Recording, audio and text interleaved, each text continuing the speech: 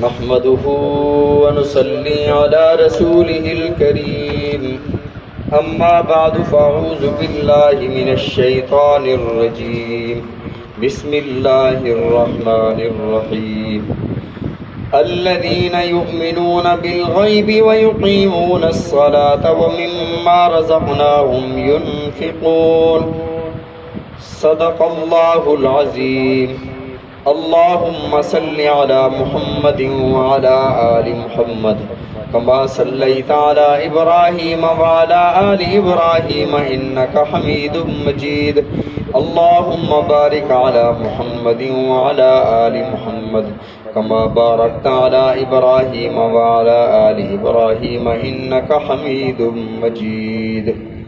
حضرین مکرم، کل کے درس میں ہم نے ایمان بالغیب کی تعریف پڑھی اور اللہ رب العزت نے سب سے پہلی علامت متقین کے ارشاد فرمائی کہ وہ ایمان بالغیب رکھتے ہیں۔ ایمان کہا جاتا ہے بن دیکھی کسی چیز کو مان لینا، اس پر یقین کر لینا، اور اگر کوئی چیز آپ کو نظر آ رہی ہے یہ ایمان نہیں، اس کو مشاہدہ کہا جاتا ہے۔ ایمان بن دیکھے پر ہوتا ہے۔ وَيُقِيمُونَ الصَّلَاةَ، دوسری صفت وہ نماز کو قائم کرتے ہیں۔ علامہ جلال الدین سیوطی رحمۃ اللہ علیہ نے فرمایا کہ اقامت صلاۃ کا مطلب یہ ہے کہ نماز کو اس کے پورے حقوق کے ساتھ ادا کیا جائے، طہارت بھی کاملہ ہو، نماز کا وقت بھی موجود ہو، اس کے سنن، اس کے مستحبات، فرائض، تمام چیزوں کی رعایت کر کے نماز کو ادا کیا جائے، اس کو اقامت صلاۃ کہا جاتا ہے۔ بعض مفسرین نے فرمایا یواظبون علی الصلاۃ، نماز پر مواظبت، ہمیشگی اختیار کرتے ہیں، اور اسی کو اللہ رب العزت نے دوسری جگہ ارشاد فرمایا والذین هم علی صلاتهم دائمون، وہ ہمیشہ اپنی نماز پر ہمیشگی قائم کرنے والے ہوتے ہیں۔ کبھی پڑھ لی، کبھی نہ پڑھی، آئی گئی نماز پڑھ لی۔ اس کے بارے میں اللہ رب العزت نے سورہ ماعون میں بڑی وعید ارشاد فرمائی، فرمایا فویل للمصلین، ان نمازیوں کے لیے ہلاکت ہے۔ الذین هم عن صلاتهم ساہون، جو اپنی نمازوں میں سستی کرتے ہیں، یعنی یہ ہلاک اور برباد ہو گئے جو اپنی نمازوں میں سستی کر جاتے ہیں۔ یقیمون الصلاۃ کا مطلب یہ ہے کہ وہ اپنے نماز کو اپنے وقت پر ہمیشگی کے ساتھ، ایک نماز کے بعد اگلی نماز کا انہیں انتظار رہتا ہے۔ اور تیسری صفت ارشاد فرمائی مما رزقناہم ینفقون، جو ہم نے انہیں رزق عطا فرمایا اس میں سے یہ خرچ کرتے ہیں۔ جب تک زکوٰۃ کے احکام نازل نہیں ہوئے تھے تب تک یہ حکم تھا مما رزقناہم ینفقون، جس قدر آپ سے ہو سکتا ہے آپ اللہ کی راہ میں خرچ کریں، لیکن سورہ بنی اسرائیل میں آئے گا، وہاں پر ہم تفصیل سے پڑھ لیں گے۔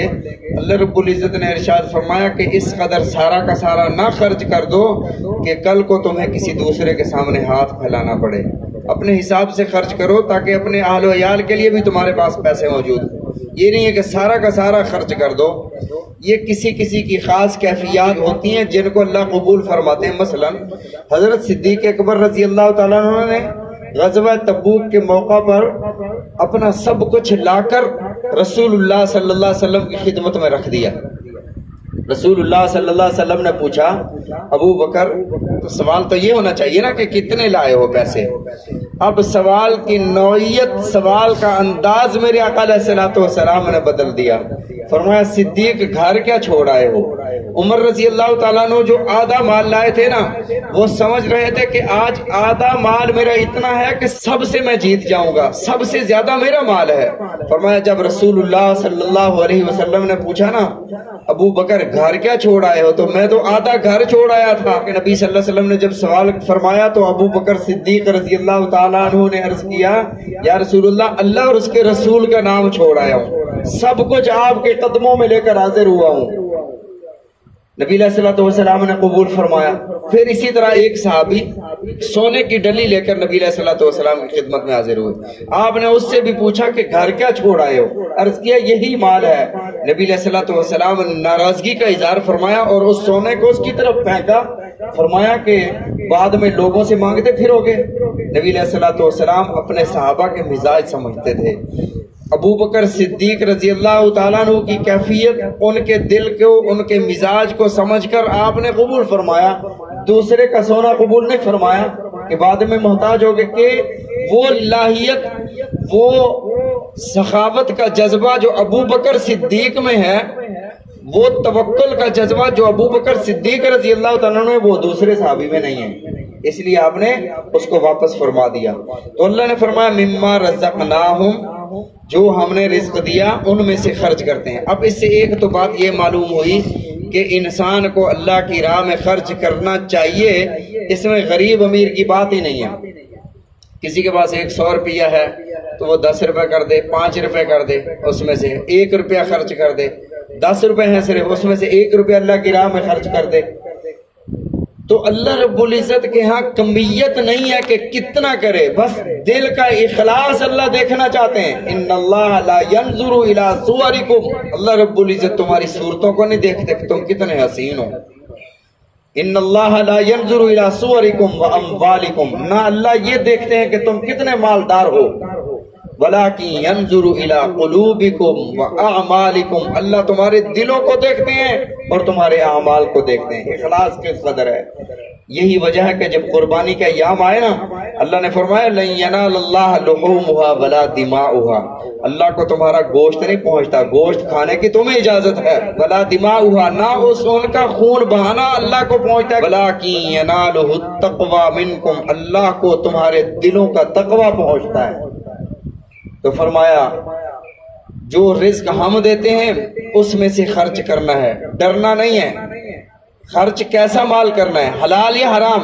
فرمایا انفقوا من طیبات ما کسبتم، جو تم کماتے ہو نا حلال کا، وہ اللہ کی راہ میں خرچ کرنا ہے۔ اللہ کس طرح کا ہو، وہ جو ردی ہو، جو خراب ہو جائے، وہ ہم اللہ کی راہ میں دے دیں۔ عموماً ہمارا مزاج ایسے ہے نا، جو خراب ہو جائے اس کو اللہ کی راہ میں دے دو، جو اپنے کھانے کے قابل نہ رہے وہ اللہ کی راہ میں دے دو۔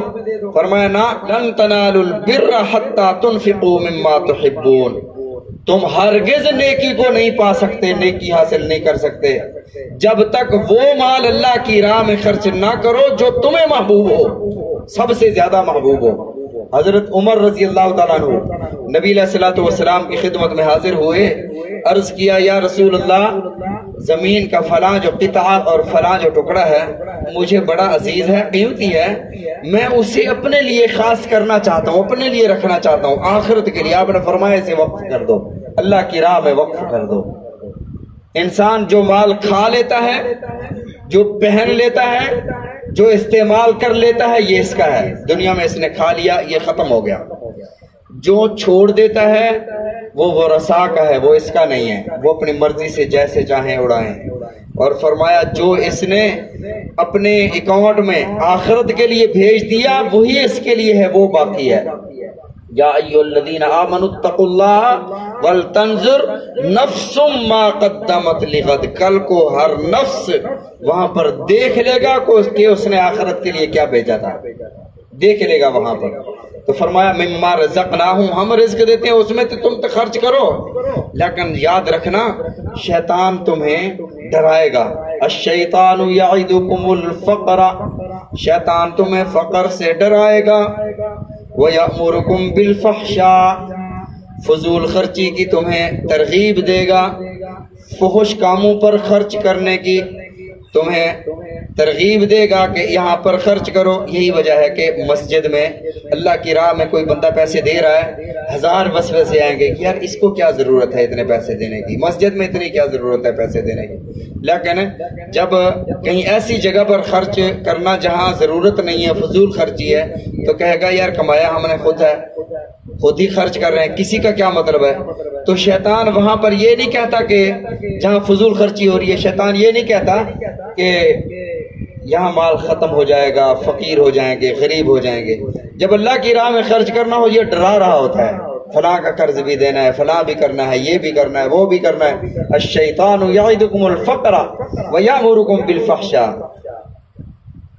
اور اللہ فرماتے ہیں، اللہ تمہیں حکم فرماتے ہیں کہ شیطان کی باتوں میں نہ آؤ، اللہ کی راہ میں خرچ کرو۔ یہ مال سدا رہنے والا نہیں ہے، اللہ نے جسے عطا فرمایا اسے عطا فرما دیا۔ نحن قسمنا بینہم معیشتہم فی الحیات الدنیا، دنیا کی معیشت تو ہم نے تقسیم کر دی ہے، کسی کو امیر بنا دیا، کسی کو مالدار بنا دیا، کسی کو غریب بنا دیا۔ اس میں کسی کا کوئی کمال نہیں ہے کہ کوئی مالدار بن گیا یا کوئی غریب بن گیا اپنی مرضی سے، یہ اللہ نے بنا دیا ہے۔ تو اللہ نے جو مال عطا فرمایا تو اللہ کے عطا کیے ہوئے سے خرچ کرو۔